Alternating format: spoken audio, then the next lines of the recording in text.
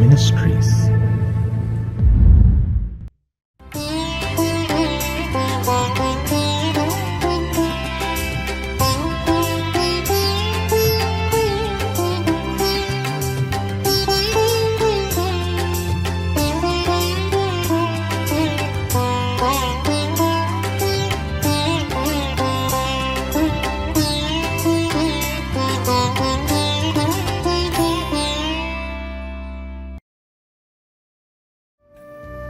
கர்த்தருடைய பரிசுத்த நாமம் மகிமைப்படுவதாக. கிறிஸ்துவுக்குள் மிகவும் பிரியமானவர்களே, மகிழ்ச்சிகரமான இந்த 3வது மாதத்தின் முதல் நாளிலே காட் கூசிஸ் மினிஸ்ட்ரி சார்பாக தேவனாகிய கர்த்தர் உங்களையும் உங்கள் குடும்பங்களையும் உங்கள் ஊழியங்களையும் ஆசீர்வதிப்பாராக. தேவனாகிய கர்த்தர் இந்த மாதத்திலே உங்கள் முன்பாக சென்று எல்லா தடைகளையும் அகற்றுவார் என்று விசுவாசித்து அதை உறுதிப்படுத்துகிறேன். தேவனுடைய கிருபையும் சமாதானமும் பாதுகாப்பும் தயவும் உங்களோடு இருக்க வாழ்த்துகிறேன். இந்த மாதத்திலே தேவனாகிய கர்த்தர் நமக்கு முன்பாக சென்று சகல தடைகளையும் நீக்கி நாம் ஜெயம் கொள்ளும்படியாக, நாம் கர்த்தருக்குள் மகிழ்ந்திருக்கும்படியாக அவர் நமக்கு உதவி செய்வார். தொடர்ந்து தேவனுடைய நாமத்தை எல்லா சூழ்நிலைகளிலும் துதிக்கவும் ஸ்தோத்தரிக்கவும் உங்களை ஒப்பு கொடுங்கள். அவருடைய இரக்கம் பெரியது. தொடர்ந்து அவர் உங்களை நடத்த உண்மையுள்ளவராயிருக்கிறார். தேவனாகிய கர்த்தர் உங்களையும் உங்கள் குடும்பங்களையும் ஆசீர்வதிப்பாராக. ஆமென்.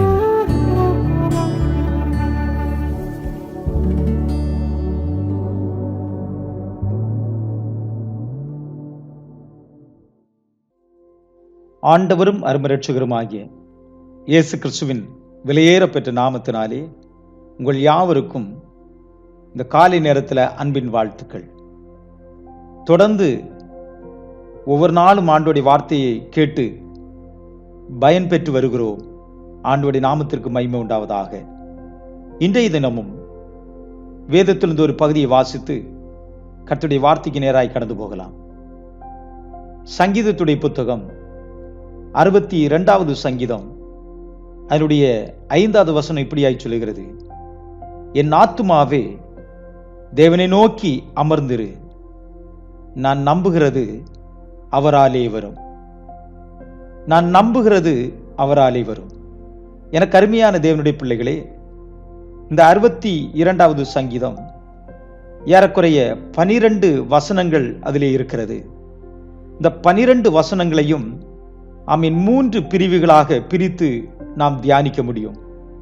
3 பிரிவுகளாய் பிரித்து தியானிக்கும் போது இந்த சங்கீதத்துடைய தலைப்பு இப்படியாய் சொல்லுகிறது: நம்பிக்கையிலே காத்திருக்கிறது.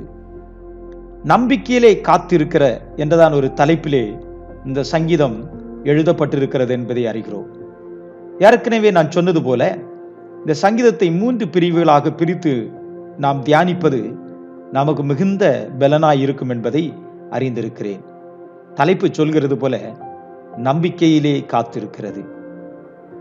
தொடர்ந்து அதனுடைய 1வது வசனத்திலிருந்து 4வது வசனம் முடிய தாவீது விசுவாசத்தில் காத்திருப்பதை குறித்தும், 5வது வசனத்திலிருந்து 8வது வசனம் முடிய அவனுடைய எதிர்பார்ப்பு எல்லாம் தேவனிடத்தில் மாத்திரமே இருக்கிறது என்பதை குறித்தும், 9வது வசனத்திலிருந்து 12வது வசனம் வரை நாம் வாசிக்கும் போது இந்த மாயமான மனிதர்கள், இந்த மாயமான உலகத்தில் நம்பிக்கையை வைக்காதபடி கர்த்தர் பேரில் நம்பிக்கை வைத்திருக்கிற ஒரு தாவீதையும் நாம் இங்கே பார்க்கிறோம். மறுபடியும் நான் சொல்லுகிறேன், 3 பிரிவுகளாய் நாம் பிரித்தோம் அல்லவா? 1, தாவீது விசுவாசத்தில் காத்திருப்பதையும், 2, அவனுடைய எதிர்பார்ப்பெல்லாம் தேவனிடத்தில் மாத்திரமே இருக்கிறது என்பதையும், 3, எந்த மனுஷன் மேல் இல்லை என்பதையும் அங்கே அவன் சுட்டி காட்டுகிறதை பார்க்கிறோம். அல்லேலூயா. ஆகவேதான் அதனுடைய 5வது வசனம் இப்படியாய் சொல்லுகிறது: என் ஆத்துமாவே தேவனை நோக்கி நீ அமர்ந்திரு, நான் நம்புகிறது அவராலே வரும். நான் நம்புகிறது அவராலே வரும்.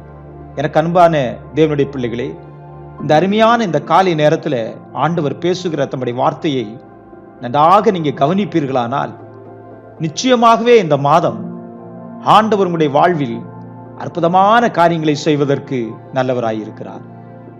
1வது வசனத்திலிருந்து 4வது வசனம் முடிய நான் வாசிக்கும் போது, தேவனை நோக்கி என் ஆத்துமா அமர்ந்து இருக்கிறது, அவராலே என்னுடைய ரட்சிப்பு வரும்.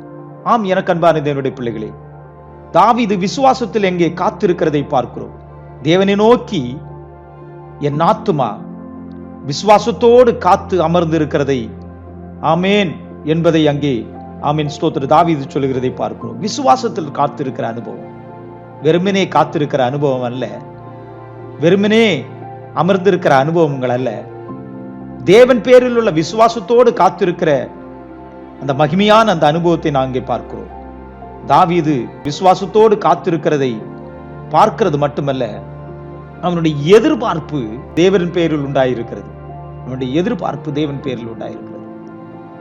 விசுவாசம் வெறுமையாய் அல்ல, விசுவாசமும் நம்பிக்கையும் எதிர்பார்ப்பும் என்னோட ஆண்டவராகிய இயேசு கிறிஸ்துவிடத்தில் ஆமேன் என்பதை அவன் சுட்டி காட்டுகிறதை பார்க்கிறோம். நம்முடைய வாழ்க்கையிலும் வெறுமையாய் காத்திருக்கிறோம், வெறுமையாகவே காத்திருக்கிறோம், வெறுமையாகவே போய்கொண்டிருக்கிறோம். ஆனால் எனக்கு அன்பான தேவனுடைய பிள்ளைகளே, உடைய காத்திருப்பு வெறுமையாய் அல்லாமல் உடைய காத்திருப்பு தேவன் பேரிலே இருக்கட்டும் என்பதை தான் இந்த சங்கீதத்திலிருந்து தாவீது ஆமேன் ஸ்தோத்திரம் சுட்டி காட்டுகிறதை பார்க்கிறோம்.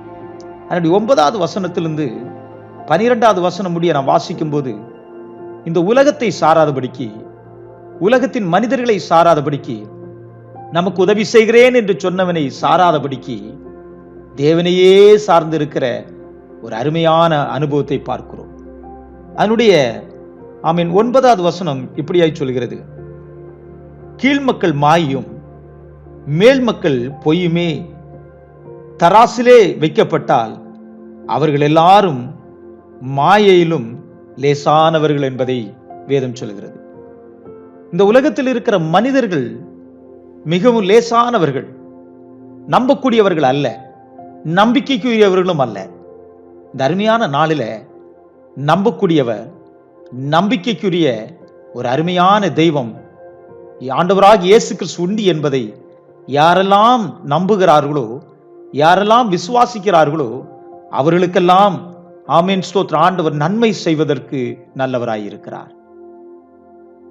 உதவி செய்கிறேன் என்ற மனிதனை நம்பாதபடிக்கு, எக்காலத்திலும் நம்மை நடத்துவேன் என்று சொன்ன உன்னதமான தெய்வத்தை நாம் நம்பும் போது, அவரிடத்திலிருந்து எனக்கு ஒரு எதிர்பார்ப்பு உண்டு, அவர் என்னுடைய எதிர்பார்ப்பை எல்லாம் நிறைவேற்றுவார் என்று சொல்லி நம்பிக்கையோடு நீங்க காத்திருப்பீர்களானால், நிச்சயமாகவே சொல்கிறேன், உங்களுடைய நம்பிக்கை வீண் போகாது.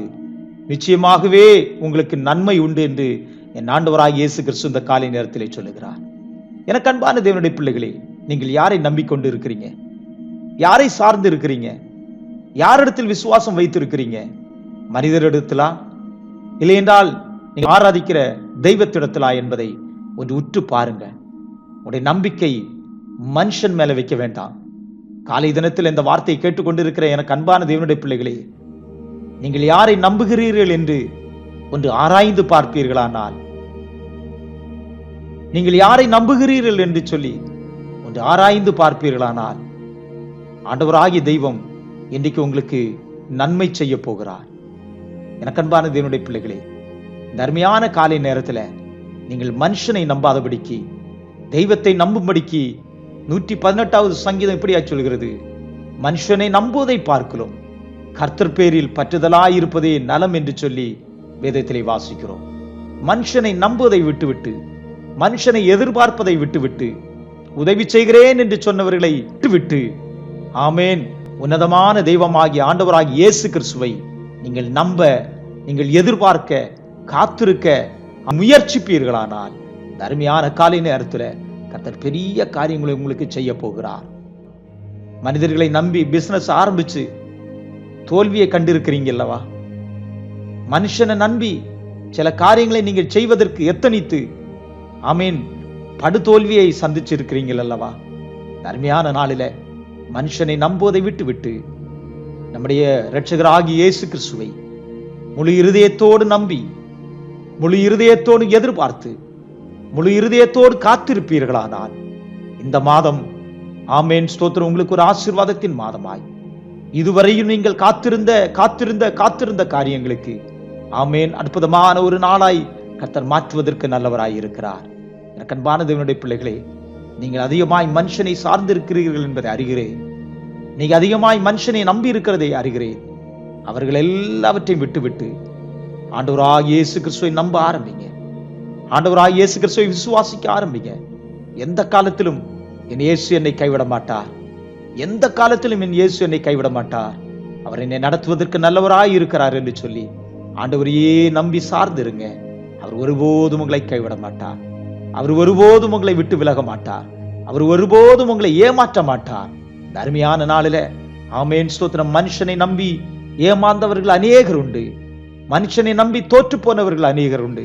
இந்த அருமையான நாளில ஒரு விசை ஆமேன், இதுவரை நான் இயேசுவை நம்பவில்லை, இதுவரை இயேசுவை நான் சார்ந்து இருக்கவில்லை, இதுவரை நான் எல்லாவற்றிற்கும் மனுஷனை எதிர்பார்த்து கொண்டிருந்தேன் என்று சொல்லுகிற யாராகிலும் இருப்பீர்களானால் இந்த காலை நேரத்தில் ஆமேன் இந்த செய்தியை கேட்டுக்கொண்டிருக்கிற இந்த நிமிடத்தில் ஒரு விசை உங்களுடைய உணர்வுகள், உங்களுடைய ஆமீன் காரியங்கள் எல்லாவற்றையும் ஆண்டவருடைய கரத்தில் ஒப்பு கொடுங்க.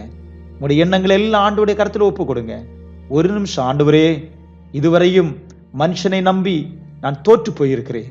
இனி இந்த காலை நேரத்திலிருந்து உண்மையே நம்பி வாழ நான் ஆசைப்படுகிறேன் என்று சொல்லி விசுவாசத்தோடு காத்திருக்க ஆமேன் ஸ்தோத்திரம் உங்களை ஒப்பு கொடுப்பீர்களானால் கர்த்தர் பெரிய மாற்றத்தை உங்களுடைய வாழ்விலே கர்த்தர் கொண்டு வருவார். கர்த்தர் உங்களுடைய வாழ்விலே பெரிய மாற்றத்தை கொண்டு வருவார். ஒப்பு கொடுப்போமா? கர்த்தர் தாமே இந்த வார்த்தையின் மூலம் நம்மை ஆசீர்வதிப்பாராக. ஆமேன். ஜெபிப்போமா? கிருபை நிறைந்த பரலோகத்தின் பிதாவே, இந்த அருமையான காலை நேரத்திற்காக ஸ்தோத்திரம் ஆண்டவரே. இந்த அருமையான நாளிலும் ஆமேன் மனுஷனை நம்பி தோற்று போனவர்கள் உண்டு ஆண்டவரே. இந்த செய்தியை கேட்டுக்கொண்டிருக்கிறவர்கள் மனுஷனை சார்ந்து, மனுஷனை நம்பி, மனுஷன் எனக்கு உதவி செய்வான் என்று சொல்லி ஆமேன் தோற்று போனவர்கள் அநேகர் உண்டு. அவருடைய தோல்விகளை எல்லாம் மாற்றி கர்த்தர் அவர்களை இரட்டத்தனையாய் ஆசீர்வதிக்கும்படியாய் ஜெபிக்கிறேன் ஐயா. உம்மையே நம்பி ஒப்பு கொடுத்த தேவ பிள்ளைகளை இந்த மாதத்தில் இரட்டத்தனையாய் ஆசீர்வதிக்கும்படியாய் ஜெபிக்கிறேன். அவர்களை ஆசீர்வதிக்கிறேன், வாழ்த்துகிறேன். இவர்களுக்கு வந்த தோல்விகள், அவமானங்கள், நிந்தைகள் சகலத்திலிருந்து கர்த்தர் தாமே விடுதலையாக்கும்படியாய் ஜெபிக்கிறேன் ஐயா. தொடர்ந்து பெரிய காரியங்களை செய்யுங்க. இயேசு கிறிஸ்துவின் விலையேறப்பெற்ற நாமத்தில் கெஞ்சி மன்றாடுகிறோம் நல்ல பிதாவே. ஆமேன், ஆமேன், ஆமேன்.